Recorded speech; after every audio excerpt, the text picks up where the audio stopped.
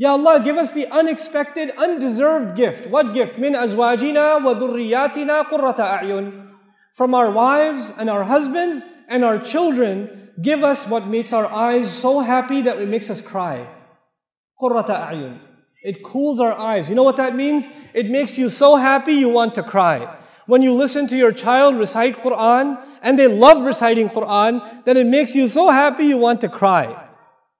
When you look at your wife and how she's raising your children, it makes you so happy you want to cry. When she looks at the husband who wakes up his children for Fajr and takes them to the masjid, she wants to cry. She's so happy. Our husbands cry and our wives cry, but they don't cry because they're happy. They cry for other reasons. You know, we are asking Allah for tears of joy. We want to be so happy with our family. How are we going to do that? Right now, every day you go home, you fight with your wife, man. Every day you go home. It's like, why were you so late? Why are you asking me? You always ask me. Don't you know there's traffic? Look outside the window. And you start every day. And then you're so angry, then you look at the child and he's like, why are you playing with a toy? Why do you look happy? We don't have happiness here. Where's your homework? Your kid's like, I didn't get any homework. You know, why not? I'm going to complain to your school. You know, God, this is not qurrata a'yun. There are people who come to the masjid for salat, and salat is supposed to give you peace. It's supposed to make you calm. It's supposed to settle you down. And then they go home and there's a tornado that walked into the house. Oh, children hide under the bed. You know, the wife gets off the phone. She's like, you know, you cannot be the reason for your family to be afraid of you. You should be a reason for your family to be overjoyed. Your children should they should run to you and hug you when you come home. That's the relationship you should have with your children. And while I'm on this topic, 20 years ago, 30 years ago, 40 years ago, parenting was different. Now it's not the same. You cannot afford to be, I'm talking to the fathers here, you cannot afford to be authorities over your children. You cannot afford that. You have to be friends and authorities with your children. Our fathers were not friends with us. They were authorities. We didn't slap our dad on the back and say, hey dad, let's go play some basketball, let's play some football. We didn't do that. Abba Kimon, Baba, Abba Jan, you sit straight. Assalamu alaikum. You get their shoes. That was 20 years ago, 30 years ago. Your kids don't do that. And they won't. We're living in 2013, brothers and sisters. We have to accept reality. Our children are exposed to a lot of things. It doesn't matter if you're in the Muslim world or anywhere else. Ihtiram will remain. You have to respect your parents. But our children, the only one who will give them the love of Islam is you. And you will not be able to give it to them if you're only an authority. If you only yell at them and tell them what to do, but you're not their friend. Every father here should know and master the video games your children play. You should be better if you're letting your kids play video games, first of all, that's a problem. But if you are letting them play and you're not going to let them stop, then you better play with them. Then you better be sitting there playing with them. You don't go watch the news. You're not going to change the world. Okay? You've watched enough news, believe me, and nothing has changed. You need to know whether the stock market went up or down. You don't even care about stocks, man. Why are you watching the news? It has nothing to do with you.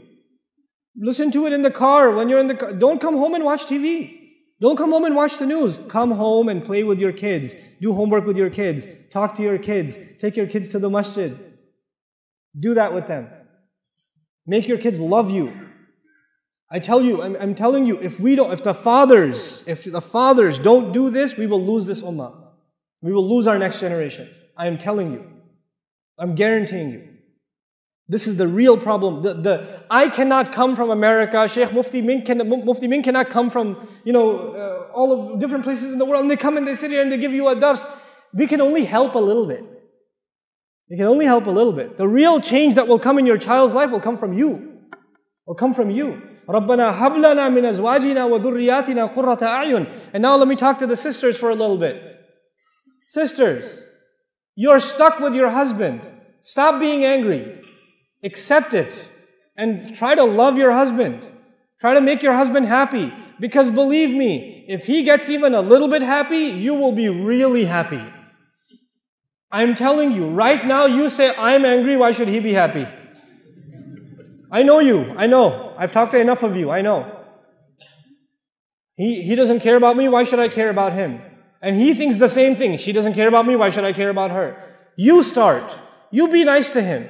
You smile at him and he'll get all shocked, like, why are you smiling? What? Is everything okay? You know, is your mother here? Is that why, you know? You know? You have to be nice to your husband.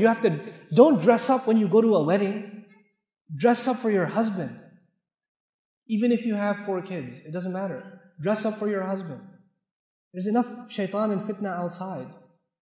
So your husband should find beauty in you, not anywhere else. You should compliment your wife. You should say nice things to your wife. You shouldn't just always complain. Where are the keys? Where's the mail? Did you get the groceries? Did you do this? Oh, you didn't do anything. Oh, you don't listen to me. Stop, man. There's not enough salt. There's too much salt. There's not enough sugar. There's too much sugar. There's not hot enough. It's too hot. Stop. Stop. Say nice things to your wife. And I know if you're like Indian, Pakistani, then it's very difficult for you. I know. It's very hard to say nice things to your wife. In our culture, if you say nice things to your wife, your ribs hurt. Like, you know, so you have to immediately follow it up with something mean. You have to say something bad right after to balance the equation. You can't just say nice things. So if the food is really good, you're like, oh, aaj to bada acha khana banaya, but I still hate your mother. Like something. You have to, you have to add something, you know.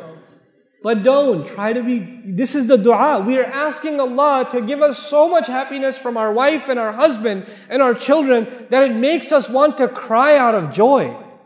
How will that happen? You cannot ask Allah for something and not make any effort yourself. It doesn't work that way. You cannot say, Rabbi ja'alni muqim as-salati. Ya Allah, make me establisher of the prayer. And you're sitting, lying down in bed, adhan's going on, you're like, Rabbi ja'alni muqim as-salati. Allah is not going to send you angels that carry you and lift you to the salat and then they make you make ruku and get you back up. You got to get up yourself, man. You make dua and you make some effort yourself. You're not going to make dua and all of a sudden your wife will start loving you. No, you have to show her love too. You have to do that. You have to make some effort in the house. I am telling you, this is the work of the ummah today, fixing the family.